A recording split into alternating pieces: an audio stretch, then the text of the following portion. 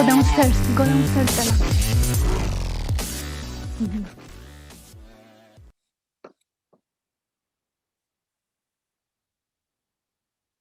Hi, everyone. Welcome to the Intercontinental CISO Forum event. My name is Maggie Calle, and currently I'm the AVP of Security Governance and Risk Management at Sun Life.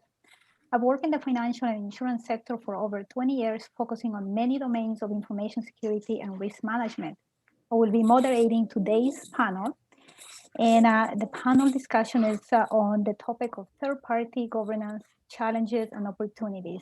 I'd like to welcome the panel members.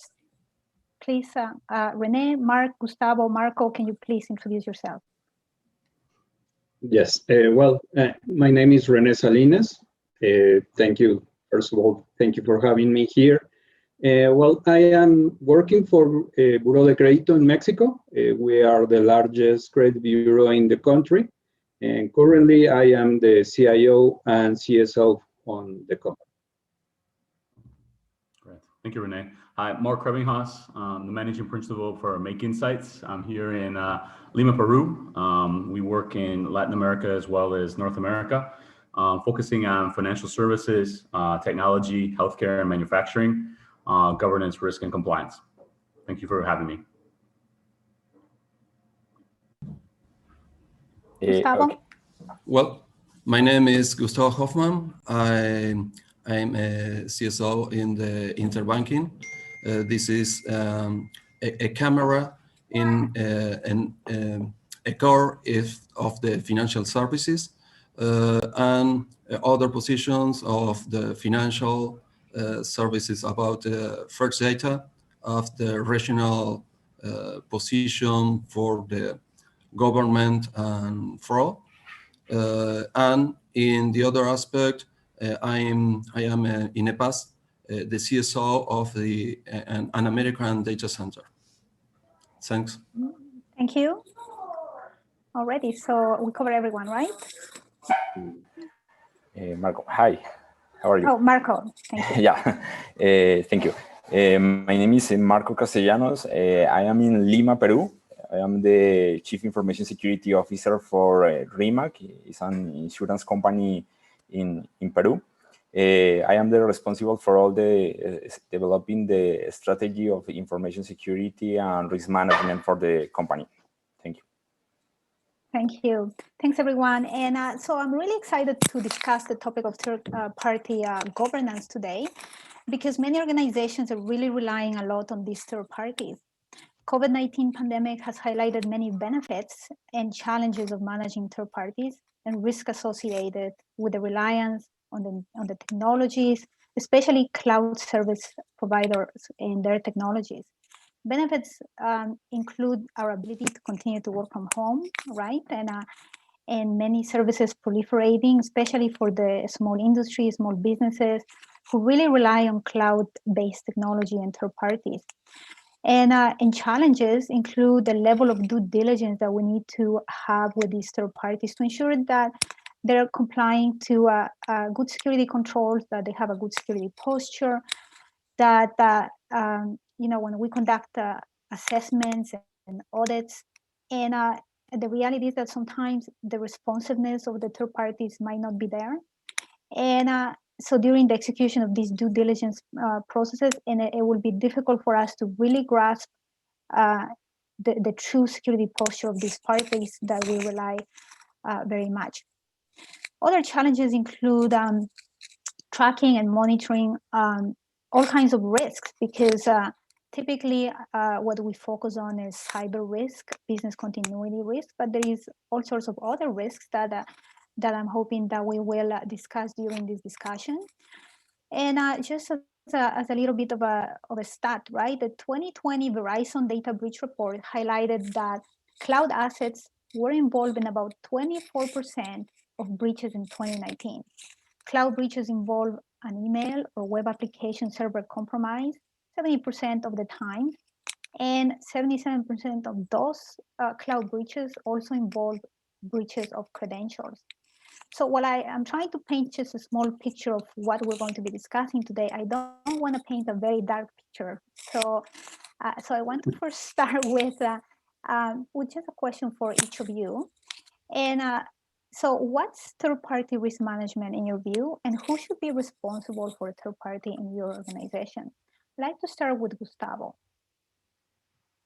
Well, the three-party risk management is a concern about the relationship with a three-party, with an interaction with the services, product, or other aspect that can be shared with other. The other name about this process is the VRM, or the vendor risk management. In this concern, it's very important to specify, clarify the scope and the concerns about the particular aspect of the corporation when you ask, because you need to comply in specific regulations about this. And in other aspect, the cloud or the on-premise services are similar. All is the specific security protocols, specific regulations are similar because all is reside in one data center. The important concept is know where is the data and where is the scope of the control with the security products, security reviews, and security aspects with the three-party to put or not the information. In the other way is no minor important the PII or other specific concerns because about regulation of healthcare or PCI or personal data in general. Thank you, Gustavo. You brought in some good points about regulations, even you know, when we're dealing with third parties, data residency concerns and so on. I think we will explore a little bit more as we keep going. Mark, would you like to respond to the question? Sure, what absolutely. is, in your view, what is third-party risk management? So third-party risk management, and you know, my perspective is probably informed by been on the side of, you know, being responsible for information security as well as, you know, being a provider. Additionally, helping clients to develop their programs. And what I see is, you know, when we think about the third-party services, it could be traditional information security services, it could be services provided by the business, it could be outsourcing of a complete function. But at the end of the day, it really requires different groups within the organization to come together. And if they form a, you know, quote unquote, a cell or whatever it might be, you know, it's collaboration between legal, between information security, the supplier management or the purchasing function, the service owners, and the suppliers themselves. And I think, you know, what's key there, and to echo what Gustavo said, is obviously, you know, we need to be very cognizant of the regulatory frameworks that are within the countries where we're operating, as well as to set certain expectations from day one with the suppliers if they're going to be supplying services to us. And you know, sometimes I think it's naive of us if we go in thinking that every supplier is perfect. They're not. There's suppliers that provide a service that's, you know, very low cost, no frills, and maybe they have some compliance issues. There's other suppliers that may provide a more robust service, more cognizant of the regulations that are in play. And of course, we need to pay for that. And you know, that's a reality of the environment in which we're operating. And you know, as leaders in our areas, those are decisions that we're expected to take. Thank you, Mark. Very good points. I really like the point that you made about a collaborative approach and effort within the organization to manage risk. It takes many teams to manage third-party risk within the organization, right? Thank you. René, any thoughts? Yes, I agree with Mark. And also, I think that we need to consider the risk, all the different risks, I mean, business, legal, compliance, and difference on the onboarding process. I think that all departments has to be take part on the onboarding process, because when you hire a third party, you have to consider this risk in the contract, because sometimes, like you said, the Verizon issue, it was in another factor because some in the company leave the responsibilities, and they had access to these resources. So you have to consider those aspects in the contract, and you have to be conscious of what are those risks, and if you want to take those risks as part of your responsibility, or you have to be consider those risks as a part of the accountability of this third party. And also when you hire these kind of services, you have to think if this third party could also hire a fourth party or five party, I mean, depending on the services and depending on what are your needs. And also, I think that you need to know very well your business, because not all the services that you hire with a third party is for cybersecurity or for IT. I mean, it's for the whole company. And then the people who are hiring these services have to think about the risk also. Not only your team or only cybersecurity have to consider that. Thank you. That's a very good point, Renee. Like, there is lots of risk, not just technology or cyber risk. Correct. There is other risks that the business also will have to consider. I like the points about contractually understanding what is included in the contracts, right? And understanding what are the risks, and considering whether you want to accept those risks or not, right? So very good points. Marco, do you have any thoughts on this Okay, topic? yes. One of the basic things is that all the organizations have relationships with another companies that provide them with some kind of services, from technology to maintenance services for the buildings, for example. Big important to manage the risk that these relationships have, since a failure of third party can motivate an incident with economic impacts to the company. In this way, it's important to have a third-party risk management program to properly manage the risk. About the responsibilities, as René said, I think that a big picture, whole company have the responsibility to take decision about the vendor management. In specific, maybe areas like legal compliance, operational risk, information security, and sourcing.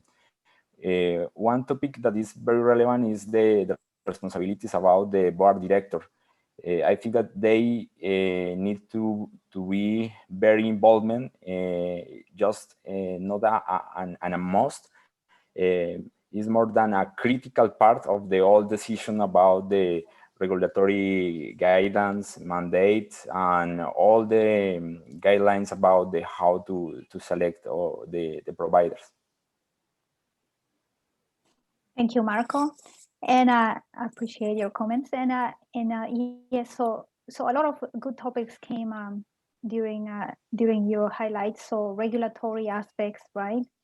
I think that's a good segue for our second question about what are the foundational elements for a successful third-party risk management program, either from a regulatory perspective or from an industry best practices, right? Just to highlight a few. We are in all of you are from different countries, right? And so the regulatory aspects are not the same in all the countries where we are, and there are some companies that are operating globally. So it is difficult for those organizations that are global organizations. How do they abide to the different regulatory expectations for third-party risk management? Some of them are more advanced, right, and more mature than others. Some of them are expecting business continuity planning, cybersecurity, data protection, operational resilience should all be managed as part of third-party management. There are expectations about outsourcing and third-party, who ultimately has the accountability for the risk management, right? Even if you outsource activities, then does the risk get transferred to the outsourced company? And then really a lot of the organizations, regulatory bodies have mandated that organizations shall assess their suppliers and identify which ones are critical, which ones are more important, which ones are mission critical for the running of their business, and how they should be treated different based on those criticalities. So I like to explore a little bit from each of your different localities, right? Some of you are joining us from Mexico, others from the US. What are some of these expectations, either from a regulatory perspective or industry best practices in your area, in your countries? Let's start with Gustavo.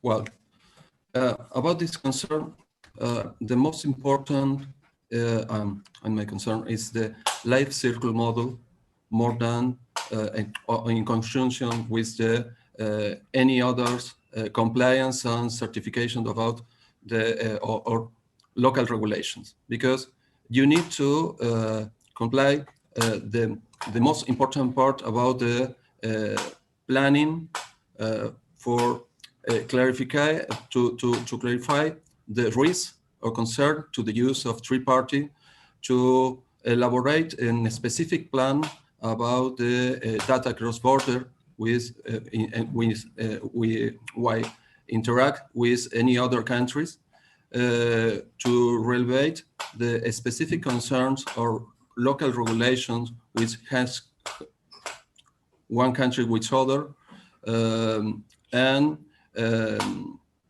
turn a specific wait, excuse me, and this is the wonders of working from home. Yeah, it's my voice. Sorry. We're live. Don't worry about it.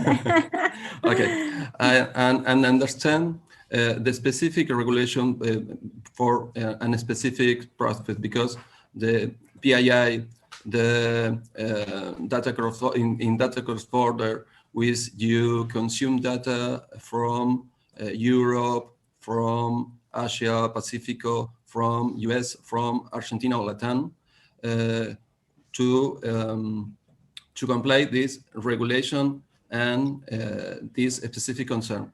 In the other way, in the life cycle, you need to consider the due diligence.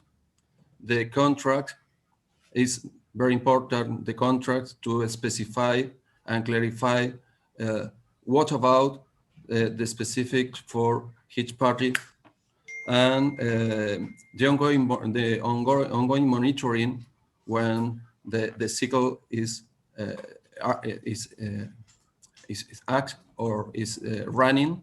And the last point, to renew the cycle, is about renew the contract of the services or the termination process, to consider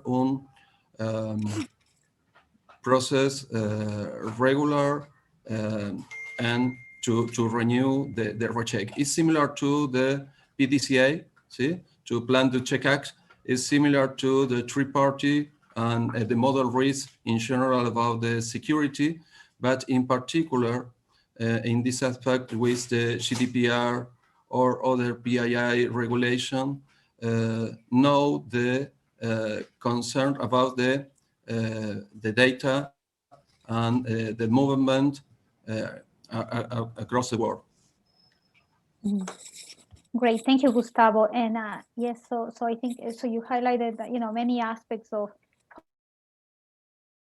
foundational elements. One of which is how does understanding how the third party is complying with the regulations, with the local regulations, some concepts of privacy, GDPR, PII, privacy, and so on. It's important. I think the fact that we are contracting some work to third parties or using the third parties to do something for your business does not mean that you can waive all of those responsibilities that you have with respect to compliance to the local regulations. Mark, do you have some points to add on foundational elements for successful TPRM management? Yeah, maybe a couple points. Maybe a point in general. A CISO once sent to me, the former CISO of Fannie Mae. And he's like, look, Mark, I'm not sure what we're going to do about our suppliers. And the analogy he gave me was a great analogy.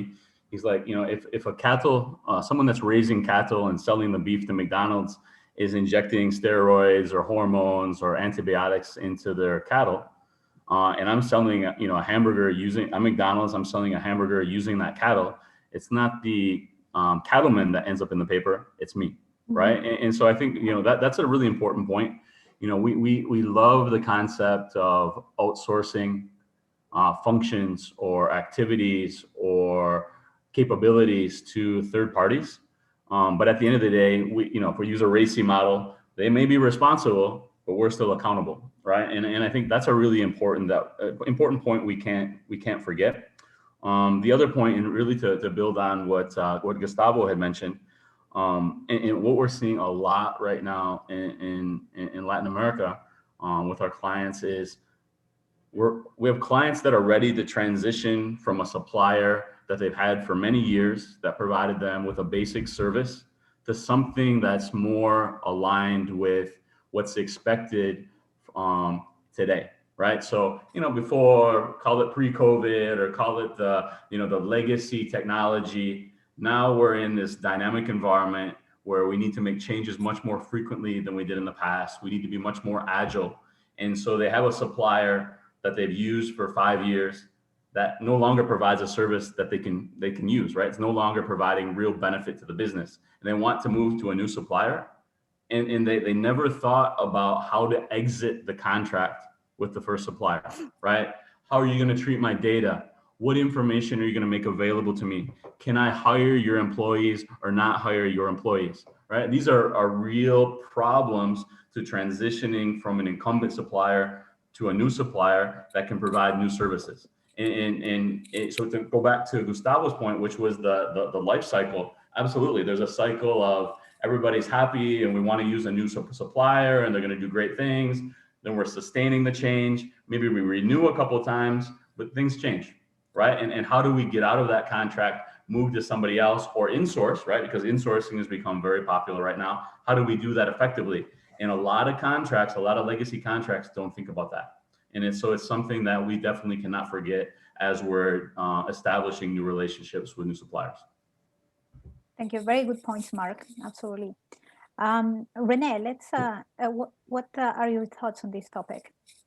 Yeah, well, first of all, in Mexico, the outsourcing or services that are similar to that are very regulated in Mexico. In fact, currently, our government is changing the law, and they are considering different aspects to regulate the outsourcing and the third parties in their company. In the different companies, depending on the industries and depending on what are the purpose for those services.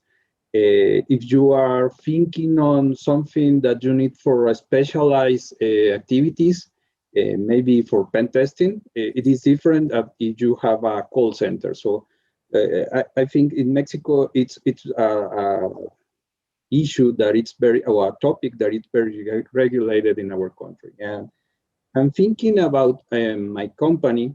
We are using as a framework the ISO 20000, that is the IT services, and it's very similar to ITAL. And in this framework, you have a special process in order to handle or to manage all the third parties. And you have to consider in this process the onboarding, the monitoring, the compliance, different aspects, and also the when they leave the company and you have to finish their contract with them, and you have to take care of also how they are living and what are they are what they how uh,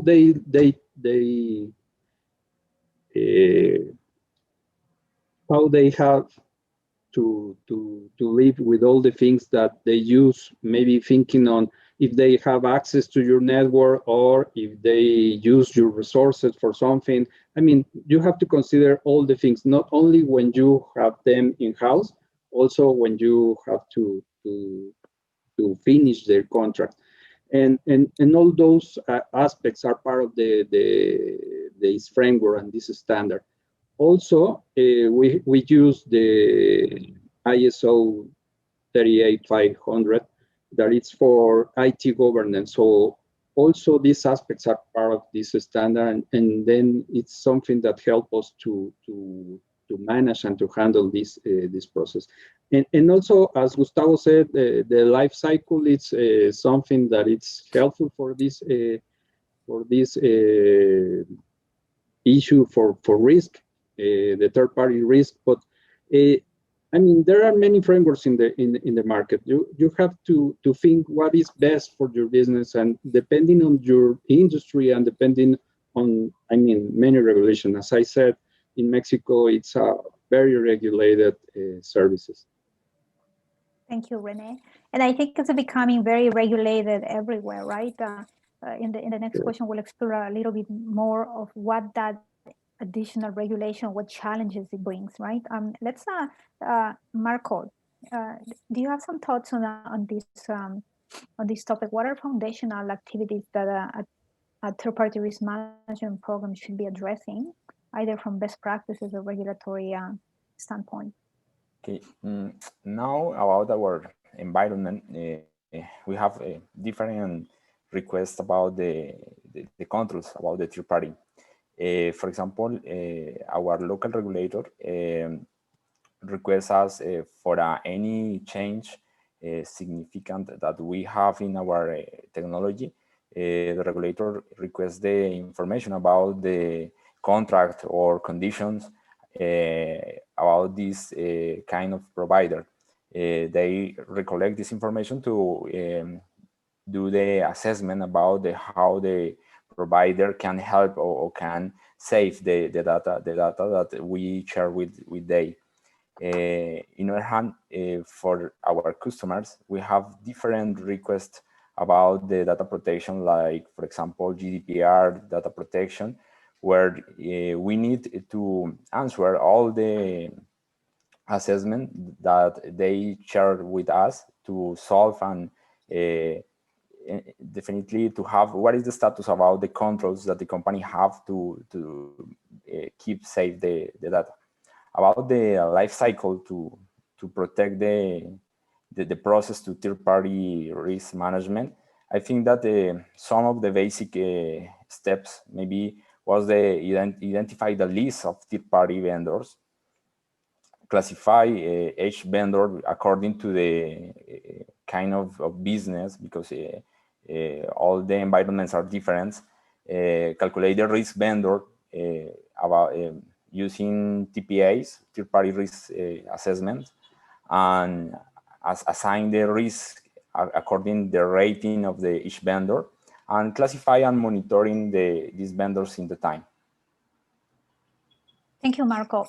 That's a very good segue for, you touch on the assessments and questionnaires. I think a lot of people love those assessments and questionnaires, right? Yeah. Third Yes. party. You love them when you're giving to other people, but not when you're being given those questionnaires. So I want to move on to that too. What are the challenges that companies are left with when managing third-party risks, right? Either challenges that came as a result of COVID, concentration risk, four-party concentration risk. I think, Marco, you mentioned a lot of things about, assessments, third parties, calculating the risk and so on. And that's exactly a lot of the things in the due diligence that is happening in the, either for the suppliers who are to respond to a lot of these questionnaires. And then the expectations might be different. Obviously, there is different frameworks across the different localities that are being followed. So everything is not a standard. I find one that is very challenging, right? Where in Canada, OSFI, for example, is looking for third parties must notify when there is a breach, and they must follow the breach notification guidelines, typically 72 hours. I have seen a few regulators ask for 1 hour. That's a very difficult window to achieve, right? So you can see when you start looking at what are all regulators asking for just for breach notification, there is just a big spectrum of 72 hours, 24 hours, 1 hour, 2 hours. And so how, as a supplier, that will be very difficult to be able to comply to all of these things. It's a very big challenge to comply to different regulations and different notification windows, right? What kind of trends have you seen or other challenges that you can speak of when it comes to third-party supplier risk management? Let's start with Gustavo again. Okay. Well, one scenario about this is a COVID. See? A COVID is one scenario that affects all people in the world, and the spec or to mitigate this is in my case is similar to try an extended DRP program, because it's similar to this. We use some element, some secure channels, some security about the desktop, or manage the control of the data, the principal active of the company.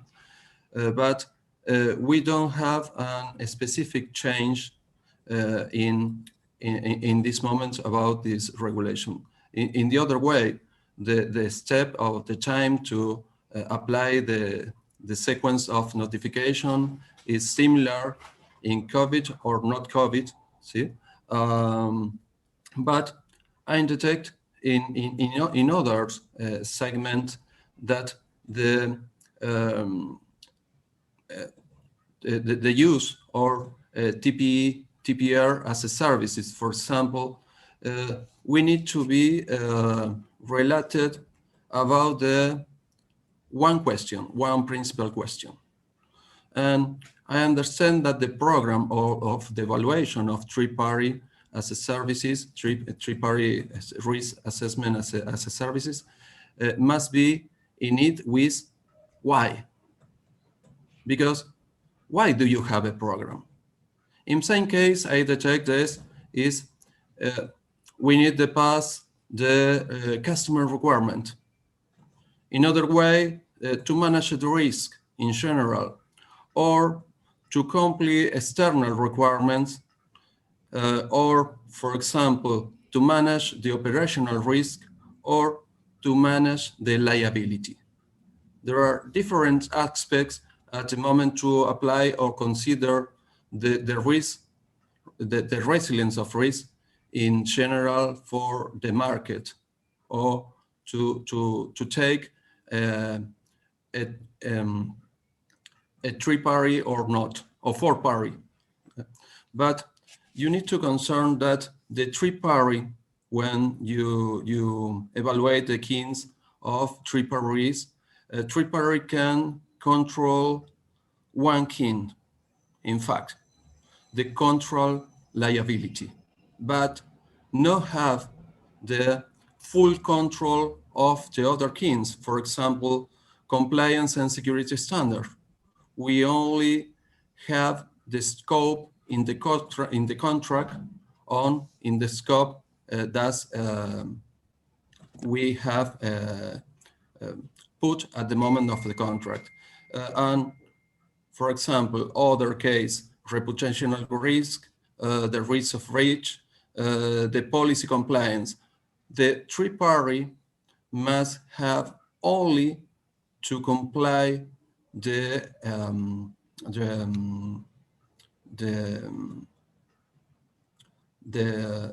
scope that you are evaluate. And I understand that the people or the organization have different concern or different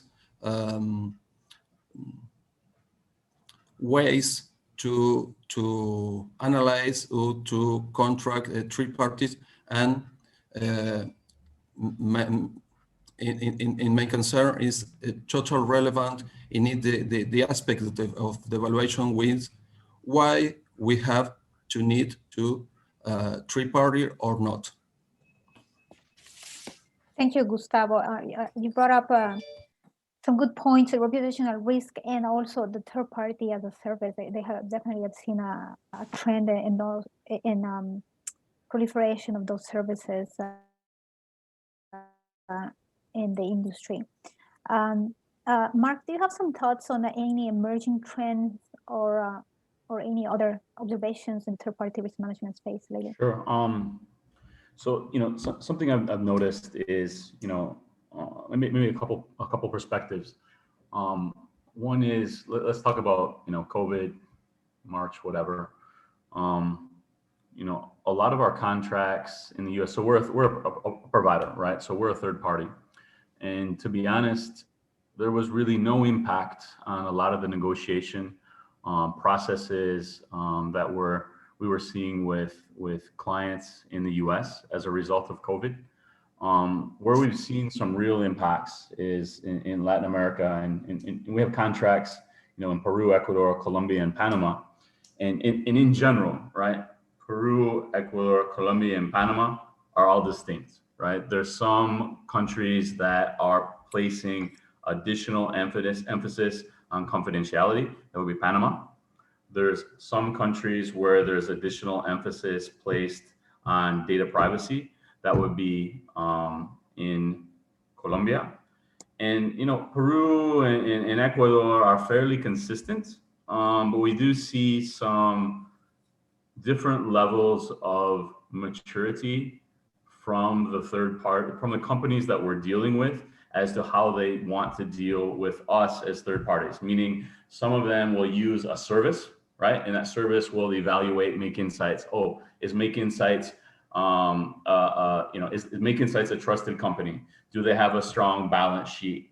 Are the resources of Make Insights, are there any outstanding warrants from Interpol, right? And so some countries are very serious about that, and some companies are very serious about that, where others are more relaxed. After COVID, we're not seeing a huge change in the processes. What we are seeing is an unwillingness in some cases to deal with the reality that we can't put a physical signature on paper because we're not traveling to those countries. We're performing the work remotely. And there's almost a disconnect between the organization that's contracting us, procurement, and legal. It's like they're three ships passing in the night, never meeting. They really are not effectively talking to each other. As an example, we're being paid by certain companies without even signing the contract. So it's a bit of a disorganization post-COVID. But in general, what we're sensing is, with our clients in the States, especially financial services, there was a real push 5 years ago. There's a lot of vendors and technologies and tools and rating systems you can use to understand the trustworthiness, if you will, of a provider that really work well with large providers. But when you're dealing with your counterparts in Latin America, maybe they're starting their programs now. And some of the tools and techniques that may work in Europe or the US don't necessarily work in Latin America because a lot of the providers may be smaller, right? And they don't have the same level of analysis and review available for these providers. So you really have to go to some of the more manual means if you want to go to a high level of specificity in the analysis, right? If you're willing not to be very specific, if you're willing to say, hey, we're going to try to triage this provider, If this provider is providing a service that is associated with a crown jewel, we'll evaluate them. If not, we're gonna, as long as their financial statement is fine and they don't have any open, their executive management does not have any open situations with Interpol, we'll accept them. So there's like a triage that I'm seeing a lot in Latin America right now. And I think it's very important, especially when you're starting a new program. You may have 1,000 suppliers, 500 suppliers.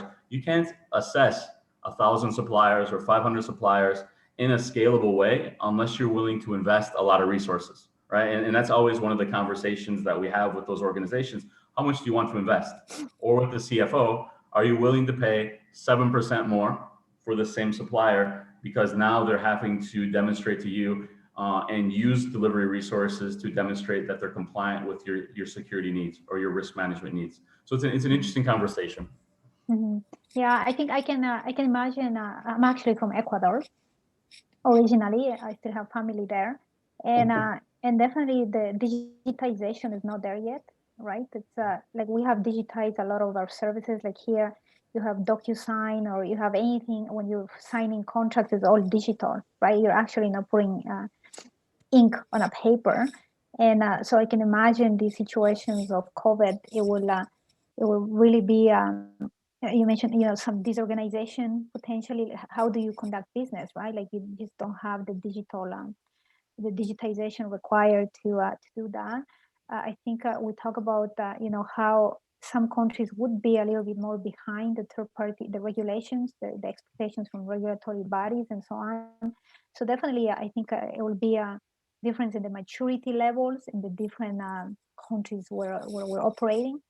And I think there are organizations that are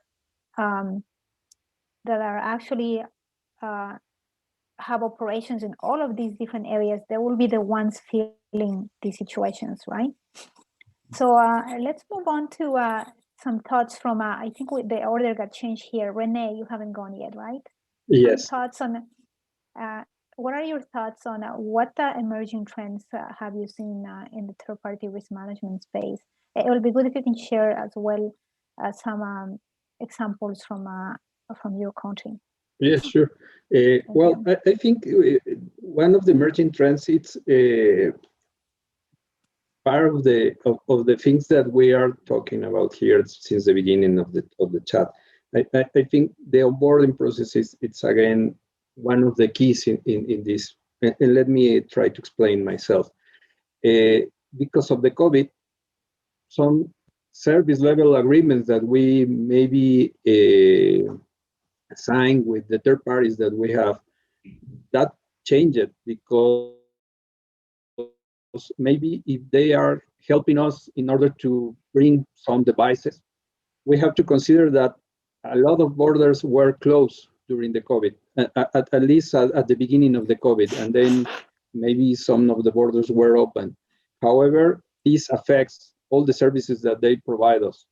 And also, because of the COVID, maybe in their office or in our office, the people could not assist to the facility. So it was a problem because if their third party wasn't able to provide the services on a remote way, it was a problem. So you have to consider that when you hire a third party and when you hire a services. And also, you have to consider also during the COVID that many of them suddenly have a lot of work to do because they usually maybe work with one or two different companies, and during the COVID they were hired by a lot of people, by a lot of companies at the same time, and they had to provide the services right now in urgency mode with, I mean, maybe the network was in a traffic jam because everybody is using suddenly the remote office or the home office. And I mean, there are a lot of aspects that if you will not thinking about that this is a dynamic process, this is a live process, you are going to to suffer a lot of impacts in your services and maybe in your activities and in the way that you also provide the services to your customers. So this is part of the onboarding process. And if you don't consider that in this main aspect of the life cycle of TPR, I think you are going to have a lot of headaches during these moments. Also, you have to consider the business continuity because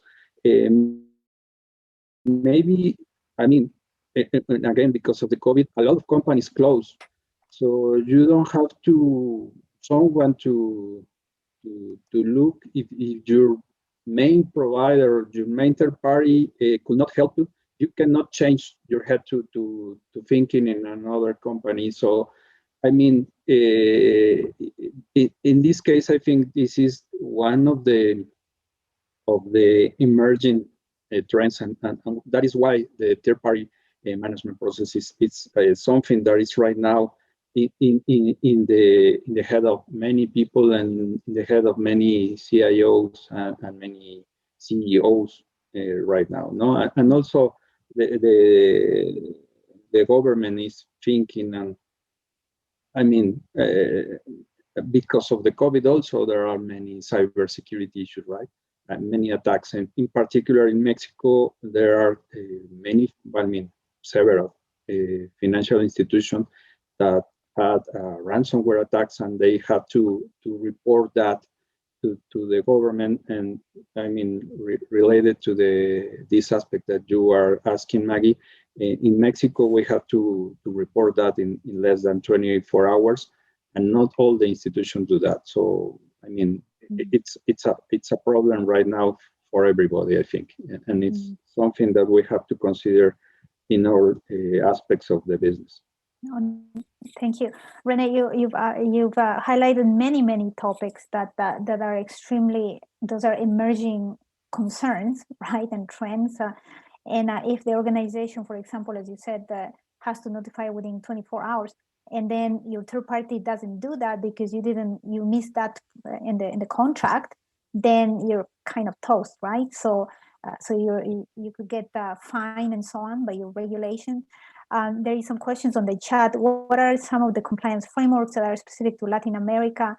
Do these impact doing business with other jurisdictions? You just mentioned the one, right? Like if you're operating globally, and so in Mexico it's 24 hours for your breach notification, and let's say your third party doesn't notify you, then you're out of compliance. And then if you're global and operating in other countries where it's 4 hours notification, then you're in a very bad situation, right? And are there any frameworks that you can call out from Mexico, René, for third-party governance? I know in Canada we have also the B10 guideline for anyone if they're interested in Canada. How about in Mexico? Well, nothing specific for the financial institution. We have a regulation for cybersecurity for all for the industry. However, it's more related to the enterprise risk management that in specific for the third-party risk management. So I think at the end, the third party is part of the enterprise risk management, but we don't have a compliance, or we don't have a law that we need to comply in a specific way. But I mean, in a general way, yes, we have to do that. Mm-hmm. Thank you. Thank you. So I'll get back to. I just wanted to address a question from the audience since you were on, and but let's go back to the original question, Marco. Are there any emerging trends that you're seeing in your locality? Okay. I agree that one of the main risks emerging at the moment does associate with remote work by COVID in specific, but not only by collaborators of the company, but by third parties that four-party concentration risk. Every company outsources parts of its operation to multiple suppliers. Those suppliers, in turn, outsource their operation to other suppliers. This is four-party risk. The risk to your company posed by supplier.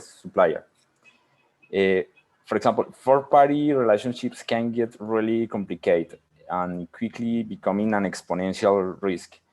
If your company uses 30 third-party vendors and each of them use 30 vendors, that's 900 vendors to monitor.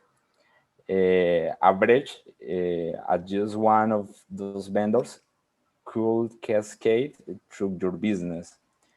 The monitoring about this is very difficult and require investment and strategy and money to focus to be controlled. Then, in my case, in my opinion, one of the most important risks right now is the four-party risk. Mm-hmm. Thank you, Marco. And I think you've highlighted one of the major items. And so your response combined with René's response, right? So René was talking about how do you onboard your supplier. It's actually very key that you take into consideration all these things when you're onboarding the supplier, because then you can bake these things into the contract. And if you want to manage, maybe you can limit the third party and say the third party, you can be our supplier, but contractually you cannot have suppliers or if you want to have a relationship, right, you got to limit getting other parties involved into the situation. So you could potentially limit that through contractual agreements. And so that will be good, right? As a good best practice, and some of the folks on the were asking on the chat, right? Then you limit how many people you want to audit, because if you're going to audit your third party, then you're limited to that, and you know that contractually they cannot go and get four parties involved. So that could be a very good practice. So thank you very much for those comments. The same thing about business continuity, right? Extremely important. I totally agree with all of your comments that when you're onboarding the supplier, it's extremely critical that you understand their posture with business continuity, right? So everyone's got experience now with COVID. And so now we can learn from our experiences. And so, the ability for your supplier to be able to work from home without adding more risk. And René, you mentioned, I love the fact that you said, right, like a lot of when people started to move to working from home, there was all of these like a traffic jam, right? Everyone using one service or either VPNs or maybe Zoom, right? And so just all jam. And so I think those considerations definitely are very good practices to check what is their business continuity, their disaster recovery as well, and bake that and make it an obligation, a contractual obligation that they shall maintain some level of business continuity that you require them in order to serve your business. So very good thoughts. Did we miss anybody? I think Marco, everyone answered this question, right? Let's move on to the next question. And that was actually the next question about contractual obligations, baking things into the contract. Is there any other best practices for, especially for managing cyber risk? Cyber risk has, people are also on the chat are asking about audit. What are the best practices with respect to audit? So exactly the question says, what are some best practices to manage an audit team that are dispersed in multiple locations? And I'm assuming this is like the audit team that is actually auditing the third parties, right? Have you had situations, are your company where, and I'm not talking about your companies, have you seen experiences where the team is dispersed? How is that managed to audit the third parties? Any thoughts on that? Well, René, anyone who wants to take that question? Yes, maybe I would like to start that you have both sides of the desk, no? Because by one hand you are the control. I mean, you hire the third party and you have to check all the service level agreements and on all the compliance issues with your providers. However, at the same time, you are a third party for another one. So you are you have to think also, I mean, all the aspects that you have to comply for your customers. So in my case, we are a credit bureau, and we offer our services to the main banks here in the country. So for them, we are a critical third party for them for their services, because if we are not helping them for the credit reports, they cannot grant credits. And currently, because of the COVID situation, this is a very important aspect. So at the same time, we have to be confident with our services, and we have to provide the service 24/7.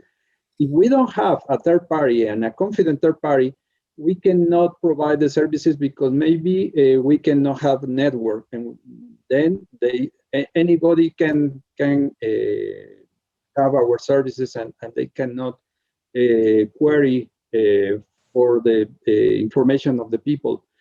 And so the business continuity services and process, it's a very important issue for us in the company. So I mean, we have to consider all the aspects. And talking about the audit, because of the regulation, the Central Bank Committee here in Mexico, they have a specific, not laws, I think it's a kind of alignments or policies that we need to comply. And part of those